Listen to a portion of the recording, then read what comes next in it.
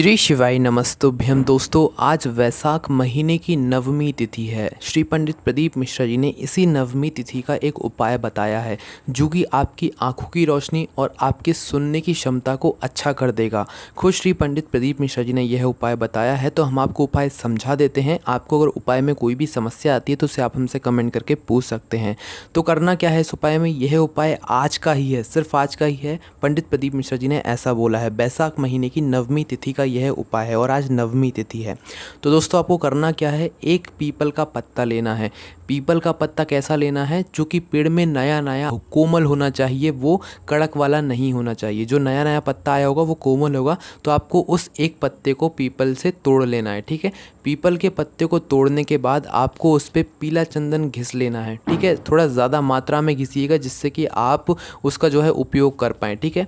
तो आपको उसी पीपल के पत्ते के ऊपर पीला चंदन घिस कर तैयार कर लेना है। तैयार करने के बाद शिव जी के मंदिर जाना है। सुबह के समय भी चले जाओ, शाम के समय भी चले जाओ, जब आपको इस उपाय करना है जब आप कर सकते हो, ठीक है। शिव जी के मंदिर चले जाओ।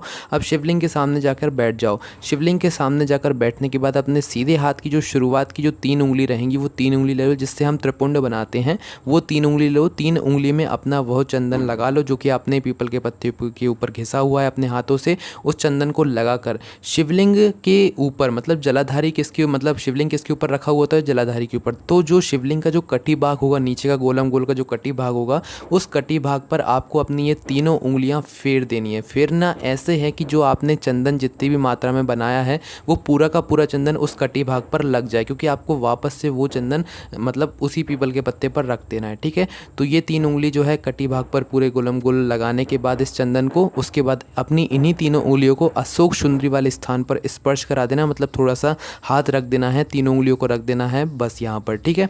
अब कुछ मिनटों तक आपको वहाँ पर रुकना है, 2 से 3 मिनट तक। 2 से 3 मिनट तक रुकने के बाद अब जो आपने कटी भाग पर जो पीला चंदन लगा था उस घिसे हुए चंदन को वापस से आपको उस शिवलिंग के कटी भाग से निकालना है अपनी उंगलियों से ही, और उसे पीपल के पत्ते के ऊपर रख लेना है, ठीक है। अब आपको जो है शिव जी के नाम का स्मरण नहीं करना है। शिव जी के नाम का स्मरण आपको कब करना है, जब आप ये जो चंदन है ये शिवलिंग के कटी भाग पर लगा रहे हो, तब जरूर आपको शिव जी के नाम का स्मरण करना है, उनका जो है यहाँ पर गुणगान करना है, ठीक है। पर जब आप लोग ये चंदन निकाल रहे हैं उस समय आपको शिव जी के नाम का स्मरण नहीं करना है, ठीक है। अब इस चंदन को अपने घर लेकर आ जाइए। घर लेकर आने के बाद जो है इसे किसी भी डब्बी में भर लीजिए, इसका आपको इस्तेमाल करना है। अब इस चंदन को आपको 20 से 21 दिन या 21 से 22 दिनों तक इसे क्या करना है, अपनी तीनों उंगलियों को क्या करना है, प्रतिदिन सुबह सुबह जो है अपनी तीनों उंगलियों से जिस व्यक्ति को आंखों की रोशनी से जुड़ी हुई दिक्कत हो, सुनने से जुड़ी हुई कोई दिक्कत हो, कानों की दिक्कत हो, तो उस व्यक्ति के आपको पीछे का जो गले का भाग होता है, अपने गले का जो पीछे का भाग होता है, उधर से लेकर आगे का जो हमारी जो ठुड्डी होती है, मतलब जो गले की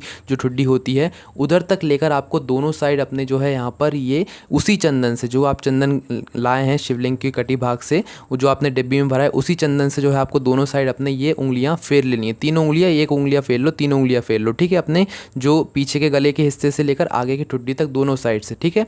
उसके बाद यही जो आपने जो मतलब 3 उंगलियां लगाई हैं अपने गले पर, यही 3 उंगलियां अपनी आंखों पे स्पर्श करा लो, ठीक है। उस व्यक्ति को कराना है जिस व्यक्ति को समस्या हो, ठीक है।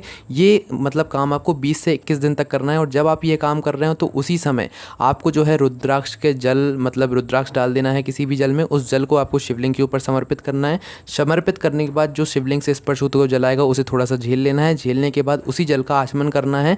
जब आप यह उपाय करेंगे, जब आपको यह आचमन करते जाना है, ठीक है। मतलब प्रतिदिन शिवलिंग पर जल चढ़ा कर आना है, काएगा रुद्राक्ष का जल, और जल का आचमन करना है और यह उपाय करना है। 20 से 21 दिन करके देखिए, आपको फल देखने को मिल जाएगा। आपकी आंखों की रोशनी या आपके सुनने की जो क्षमता होगी वो ज़रूर ठीक हो जाएगी। कोई भी समस्या आती कमेंट करके पूछ सकते हैं। ओम नमः शिवाय, जय भोले बाबा, श्री शिवाय नमस्तुभ्यम।